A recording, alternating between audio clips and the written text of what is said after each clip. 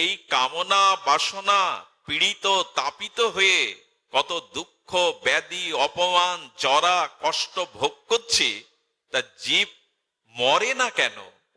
জীবের শেষ হয় না কেন? আমি দীর্ঘ 25 দিন খুলনা সিটি মেডিকেলে আমার ভগ্নিপতিকে নিয়ে ভর্তি, 15 দিন আইসিইউর সামনে আমি সারা রাত কাটিয়েছি। 15 দিন ওখানে কারো মৃত্যু দেখেছি, ওখানে কারো যন্ত্রণা দেখেছি। আমি মাঝে মাঝে পাঠে বলতাম, ছোট হাসপাতালে যাবেন মাঝে মাঝে। এই শরীরের যে পরিণতি, মানুষের যে রোগ ব্যাধি, এটা ছোট একটা নরক। ভগবান আমাকে ওখানেই প্রায় 25 দিন কাটিয়ে দিয়েছেন। কথাটি এই কারণে বলছি, আমি ওখান থেকেই এখন আসছি।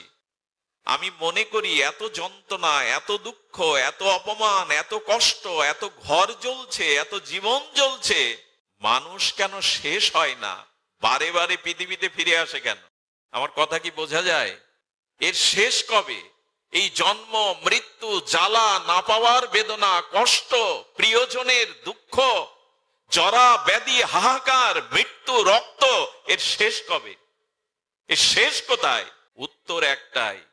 একজন সাধক আকাশের কাছে প্রশ্ন করছে, হে নীলম্বর, হে আকাশ, তুমি অনন্ত, এই সমস্ত জগতের জীবের দুঃখ কষ্টের সাক্ষী তুমি।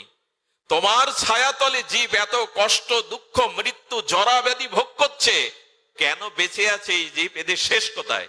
আকাশ উত্তর দিচ্ছে তার অনুভব বেদ্য অনুভূতির ভাষায়, এর শেষ সেই দিন হবে যেদিন এই পৃথিবী তলে তুমি কামনা শূন্য হতে পারবে। যতদিন বাসনা কামনা আছে ততদিন এই দুঃখময়